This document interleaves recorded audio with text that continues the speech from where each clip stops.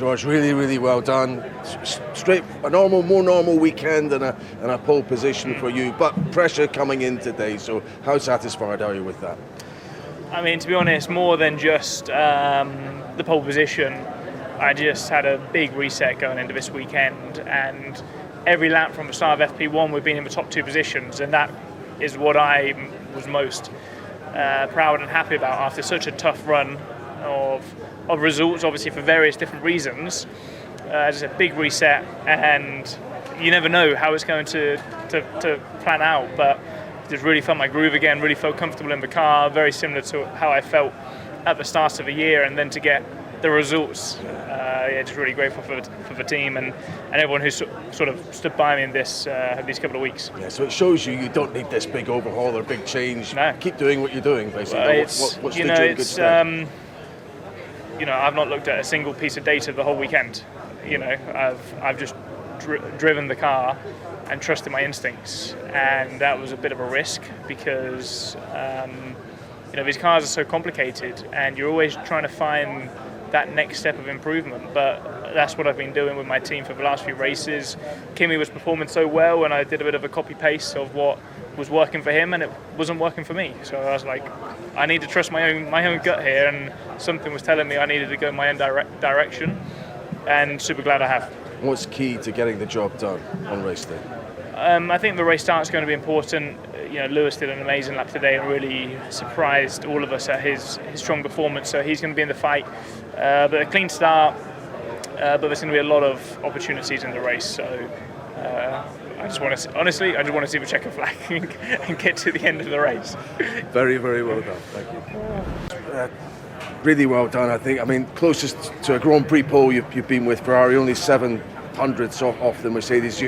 I know you're a perfectionist, but do you have to count that a good day at the office? Definitely. I mean, I really surprised myself. I really wasn't expecting to be fighting for the front row. I was trying to explain earlier, I've been trying to explain that normally when you miss P1, you are a bit on the back foot, but not so bad. You can usually recover. This has been the hardest to, like P1, P2, for example. I was 1.1 seconds off, and then I was like, okay, I'll come back in P3. P3, I'm still half a second off of Charles, 7/10 off P1. So I was like, this is not my weekend. But I stepped away from the track in between P3 and qualifying, which I never ever do. I don't think I've ever done that. I was like, I got to get out of here. I went back to my motorhome, came back, and just recalibrate myself. And I felt Q1, round 1 the car felt fantastic. On top of that, it really comes down to also the team have been working so hard. I'm so thankful to the guys who brought everyone back at the factory. They worked so hard to bring these upgrades. But even with that, we're still behind Mercedes. I'm happy that we're close, but they're still so strong. I mean, geez, even with a good lap, they're still just so. There's a lot of work to do to get ahead of these guys.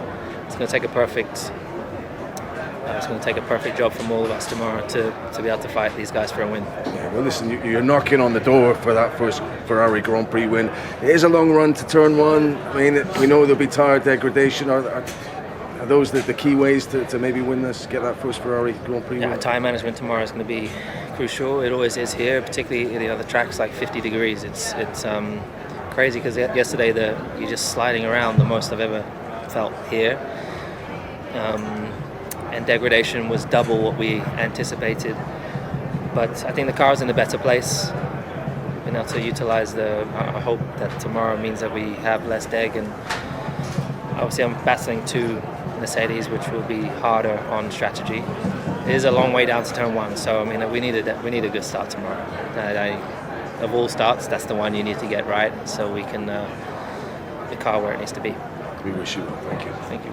Run recently in a great run of results. George has looked strong here. Have you been kind of trying to chase performance just a little bit this weekend?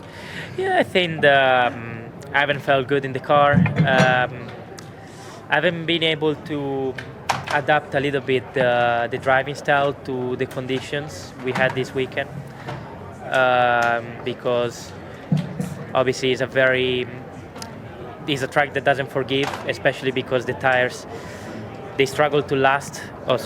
They struggle to last over one lap, and I haven't been able to extract the maximum out of the tires over the whole lap.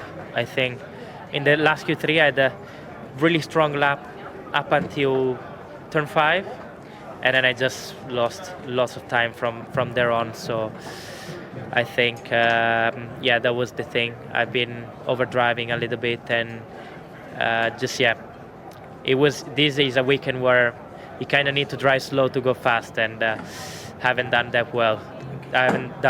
So, but I think the race pace is stronger. It's quite a bit stronger. So hopefully tomorrow we'll have kind of the same good feeling, and we can progress. A good Kimi George battle, and it could be quite a complicated one with a lot of pit stops and so on. Yeah, it's going to be a very strategic race. It's going to be important to really manage the tires well, but still maximizing the stint length, and we'll see. All to play for tomorrow. Thank you. The PT, I mean, some people were talking about the McLarens fighting for pole today, but does that really? represent? Well, that represents progress, I think, does it not today? Well, I don't know if it's progress. It's just we're back to where we were pre-Monaco pre-Monaco. I think everyone got pretty downbeat after Monaco because it was such a shocker of a weekend. We just returned back to the form we had in Montreal. They qualified P3 there, so I think we've taken steps forward. We brought some little parts that seem to have helped fractionally, and at the minute, fractions of a second can make a difference. So I think we're happy. We took a step forward. We're happy to be back on track, but it's not like the car was beautiful out there. So, we take it as a team. I think it's nice that we could bounce back after a disappointing weekend, but we're still 3.5 tenths off a pole, and that's a big amount. So happy, but not happy enough. Yeah, I think it was at the last corner when the red flag came out on you. That was annoying. But listen, the race looks like it'll be an attritional one. Keeping the tyres in good shape's a key thing. Can the McLaren do that? Can you fight with George and Lewis ahead and fight for the win? No. Our 3.5 tenths off. Around this track, you just need grip. You need a good rear, and this is something we don't have today. So very unlikely. Thank you. You assess that ultimately as a team. You're pretty close, I suppose, to Mercedes. Did you leave anything out there yourself today? Did you feel? I was a bit surprised I lost so much time in the final sector. To be honest, I need to look at where I lost it, because I went into the final sector on a good lap and came out of it not that much quicker than my lap before, so that was a bit of a surprise for me. So I'll have a look, but it's obviously very, very tight. We don't have the pace to match Mercedes. I think even Ferrari have looked very strong today, and I think that'll bode well for them in the race tomorrow. So let's see what we can do. How attritional will the Grand Prix be? We're thinking minimum 2 stops, and who can look after the tyres best might be able to have performance at the end? Yeah, definitely. Tyre life is always an important thing around here, and that's not changed with these cars. So there'll definitely be a fair few pit stops happening tomorrow, I would imagine, and hopefully we can use that to get ourselves a bit further up. Thank you. Charles, sorry to see you here this time. I hope you're okay. And what do you understand happened at turn 4 today? Yeah, I'm okay, thank you. I just feel very much ashamed to be here after a crash like that. What did I do? I released the brakes earlier. I tried to carry speed. I think on the previous lap, I think we were close being the fastest car every corners apart from turn 4. I knew it was a weakness. I knew I had to make everything perfect for that lap. I tried, but I obviously regret it, and again I feel very much ashamed. I mean, the last 2 races, Canada and Monaco, I was in a very tricky configuration to deal with, and that didn't make it easy, and Monaco ended the way it ended, and that was already very difficult to take and accept, knowing that I could do little with it. But this weekend there was none of that. The car was great. The feeling with the car was amazing. and I didn't deliver, and if anything, it's a lot worse than that. I put it into the wall, so there's no excuses. I just feel ashamed. I obviously, it's part of our job to be able to come after a session and speak in front of the camera, but when these things happen, and especially after the last few weekends that have been particularly tough to find performance in general, I just feel ashamed. The only positive I can take is that the feeling that I have in the car is back.